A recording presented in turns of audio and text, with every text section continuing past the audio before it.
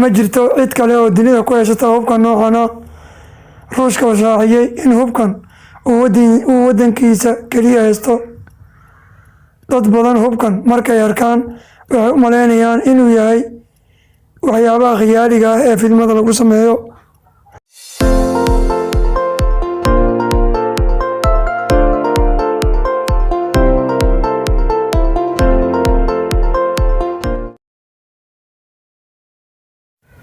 hubka casriga ah ee Ruushka oo lagu qabtay magaalada Moscow ayaa lagu soo bandhigay.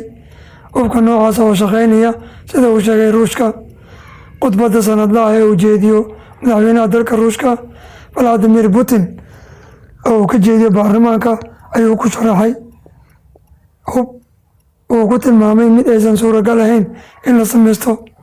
hubkan waxaa ka mid ah gantaalada riddada dheer iyo kuwa riddada gaaban. sida uu Ruushku sheegay, talaabadan waxay jawaab u tahay guuldarrada Mareykanka ee ku aadan heshiiskii caalamiga ah ee ilaalinta gantaalada. hore waxaan u haysanay hub cusub, qof dheg jalaq noo siisay ma jirin, haddana dhegeysta ayuu yidhi. waxa uu Putin daaha ka rogay 6 nooc oo hub ah keliya, balse waxa uu sheegay in liiska uu aad u dheeraa. xilligan la joogo ma jirto cid kale oo adduunka ku haysata hubka noocan oo kale ah. arrintaasna waa mid aad u wanaagsan, ayuu ku yidhi khudbadiisa oo caalamka soo xasuusiyey dagaalkii qabooba. dowladda Mareykanka oo dhowaan ku dhawaaqday siyaasadeeda cusub ee hubka nukliyeerka ayaa sheegtay in hadalka Putin uusan ku ahayn lama filaan. Ruushka wuxuu yidhi hubkan ma laha wax xad ah. war ka soo baxay afhayeenka aqalka cad Sarah Huckabee Sanders ayaa lagu sheegay in Mareykanka uu kasii warqabay arrintan, uuna la socday in Ruushka uu 10kii sano ee lasoo dhaafay ka shaqeynayay soo saarista hubkaas, islamarkaana uu ku xadgudbayay heshiiskii uu waajibaadka ka saarnaa.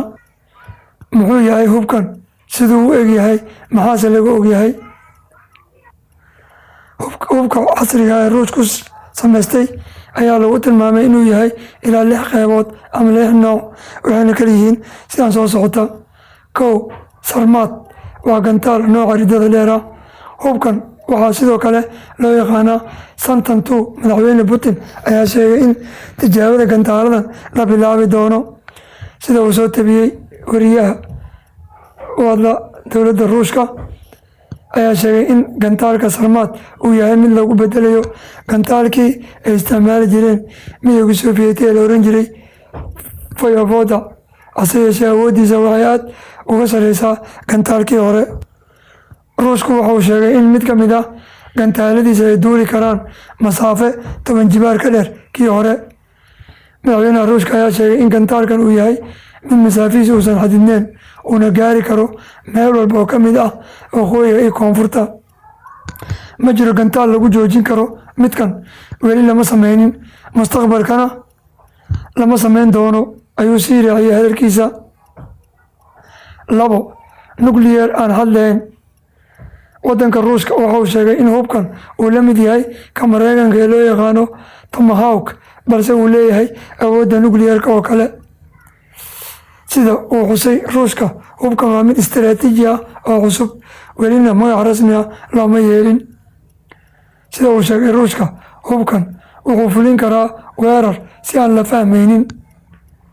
sidoo kale waxaa shaaca laga qaaday in gantaalkaas uu safri karo masaafo 10 jibaar ka badan kii hore ee la ogaa.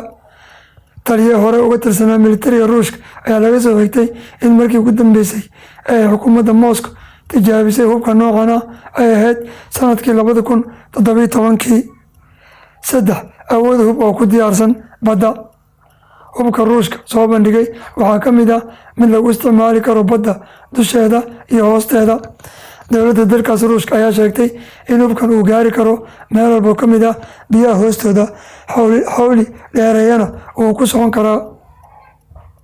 hubkan laftiisa wax shanqara ma sameynayo marka la adeegsanayo, sida uu sheegay Ruushka. 4. Kinshaal. Ruushka waxa uu sheegay in hubkan uusan qaban karin raadaarka. Kinshaal waa hub uu haysto Ruushka oo keliya, sida uu sheegay sarkaal ka tirsan dalkaas. waa hub ka dheereyn kara dhammaan gantaalada difaaca. waxa uu ruushku sheegay in gantaaladaas ee tijaabadooda ka socotay garoomada diyaaradaha ee ciidamada cirka tan iyo bishii Diseembar.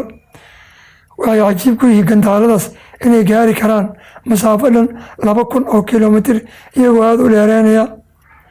5 Avangard waa nooc hub cusub ah oo ay weli tijaabo ku socoto. waxa uu hubka kale uga duwan yahay inuu saacadiiba jari karo masaafo dhan 24,696 kilomitir.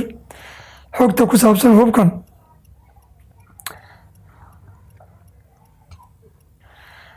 saabsan hubkan waxay sheegaysaa in loo leexin karo jiho kasta, taasoo adkeynaysa in gantaalada difaaca ay qabtaan sida uu qeexay ruushka weli wax caddeena uma uusan keenin hubka uu sheegay awoodiisa.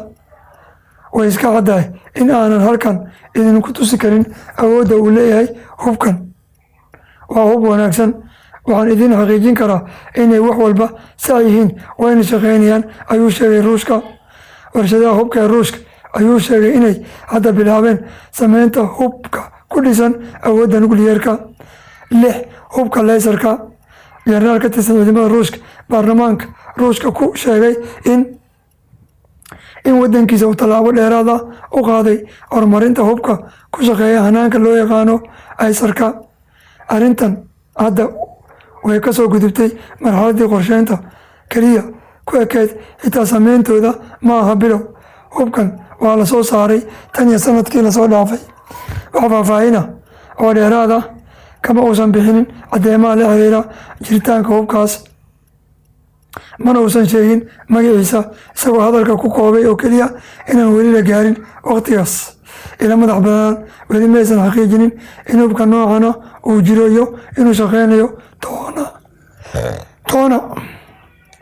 waxaase la rumaysan yahay in sheegashada ruushka ee ku aadan hubkaas ay sii xoojinayso diyaargarowga dhinaca gantaalada difaaca iyo kordhinta awoodda ciidan ee dalka ruushka.